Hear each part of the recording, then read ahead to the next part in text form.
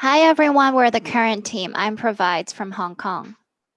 And I'm Ellie from Bulgaria/LA. I'm Artem from Moscow. And I'm Yanzi, also from Moscow. Awesome. So today we're going to discuss the right to truth. So sharing a sense of truth is the foundation for collaboration within a society. What we're going to narrow down this problem into is a sort of collaborative intelligence in authenticating truth. So collaborative intelligence characterizes a multi-agent distributed system where each agent can be humans or machine, and they're autonomously contributing to a problem-solving network. So I guess the problem that we also want to focus on is what are the kind of problem we're trying to solve. It can be truth, and it can be attention value for truth, etc. So I guess the significance of this is that it offers principle for design of a next generation social network to support collaborative intelligence, like we're crowdsourcing individual expertise, crowdsourcing preferences, and unique contribution in problem solving process. And then we use that technique a lot in Project Current as well. So what would be a collaborative vision for truth? Yeah, jumping off of that, I think in Current, we're really interested in how we can collaborate with machine vision for authenticating truth, as well as sort of exploring the question of how we can use tools that are better at seeing than us to help us validate the authenticity of the real. And I think this really speaks to this podcast question of how we can reclaim the right to a commons of the real, like thinking instead of rejecting the tools that complicate our understanding of reality or the real, like how can we push them further? Like use them to extract more information that can enrich our complex experience of reality. For example, one thing that we speculated on in the early stages of Current is, and something that I also still think about, was the sort of authentication of reality through the broad light spectrum. For example, being able to use cameras and sensors that capture frequencies beyond the visible spectrum, and then use that data to perhaps authenticate information on whether or not a video is real or generated. Yes, there is a bunch of machine vision algorithms that can be used to estimate truth from comparing sequences of frames of the same video to identify if it's a real person or rendered or deepfaked one, to using multiple cameras for volumetric reconstruction of the event. Yeah, this is the place where photogrammetry comes in because yeah, if you have multiple perspectives on the same event, you can kind of triangulate, use the triangulation algorithms to calculate each point and reconstruct the 3D image, like in Blade Runner episode when they investigate in some event and using the moving camera to go beyond the column and see that there is a person actually. So, but yeah, we never had the truth. We always had a consensus. I agree. That's so interesting. Like truth is always societal consensus in the sense that it's always a negotiation processes. So it's not static. It's almost like it's always shifting borders. And it actually reminds me of in biology, there's this discipline of autopoiesis. So what they were saying consensus was a structural coupling and ontological structural coupling.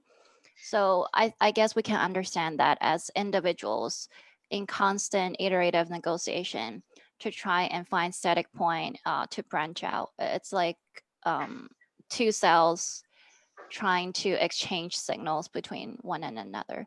So I guess both in natural and social sciences, there are different understanding of truth, but like how to actually define one according to a context or particular problem that we're trying to solve. Yeah, that's interesting because it also relates to this idea of like how we construct images and how we construct our trust and our faith within an image, especially with contemporary physics engines and computer simulations that generate images which are incredibly trustworthy.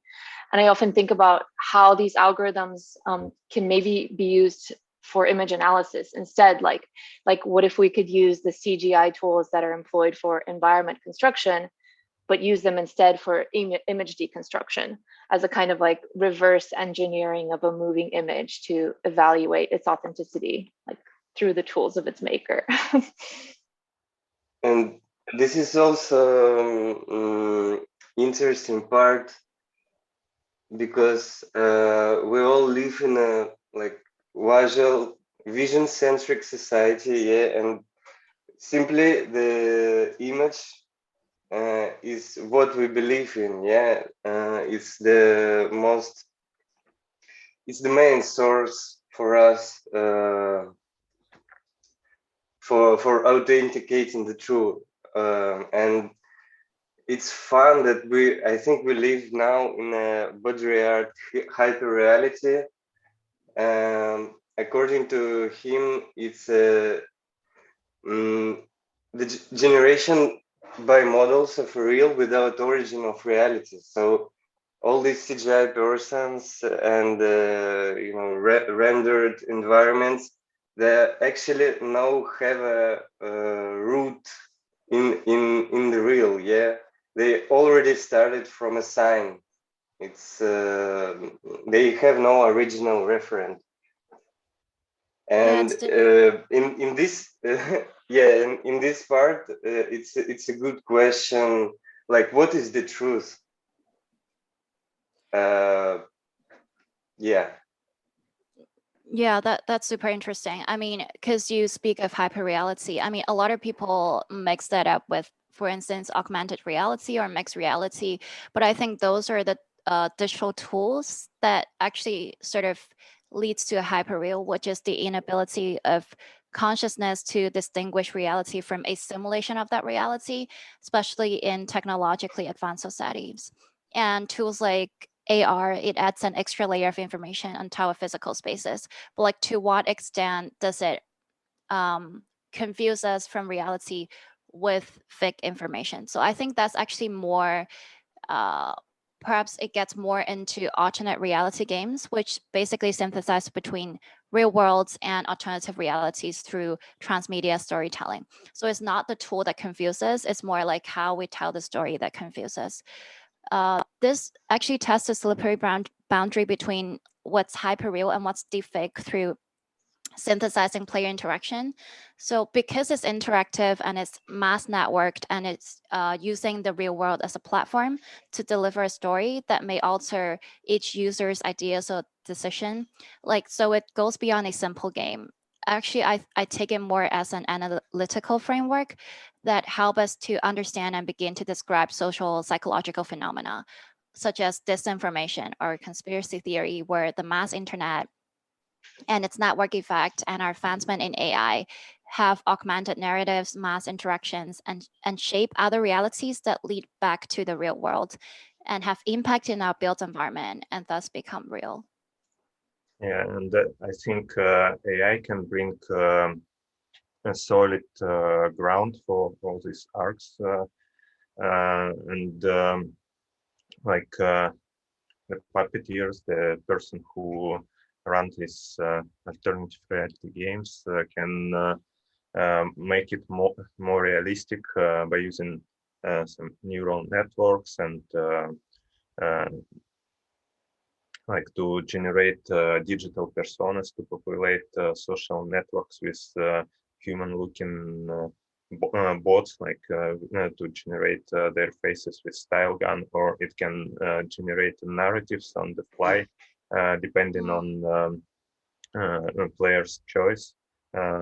Just the text of like the next step and the next instruction can be generated by GPT algorithms, and there is much more examples how we can make it make this game, make this narrative believable. Interesting. Yeah, that's a really good point, and it makes me think of this kind of like the availability of multiple vantage points and perspectives that we have today is actually not only complicating our experience of truth, but in fact the reason why we question truth. Like, because we have more vantage points and more available entries into reality, there's more noise, so it's harder to find the signal, or what we want to call real. But noise and entropy is also the root of creativity and spontaneity. So I think there's a lot of potential in embracing multiple points of views and the complexities that they offer. And this sort of inclusion of other than human perspectives into our attention economy is actually at the core of currency, which is an extension of current that we're working on this year. It kind of raises questions on the socio-economic inclusivity of non-human vantage points and volatile environments marked by the ecological instability and contested events that are both artificial and natural, and how they function in our contemporary attention economy. Yeah, I think that this perfectly goes back to when we began the podcast, which is what is the value to truth in our attention economy. And yeah, I think that's also something that current C, the gaze, it's what's gonna really define what is real in the near future.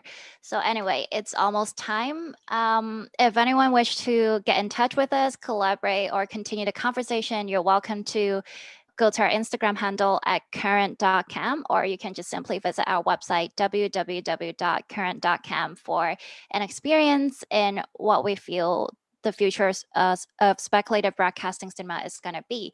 So see you guys around, and thank you for your attention. Thank you for your Thank currency. you. Thank you. Thank you for your currency.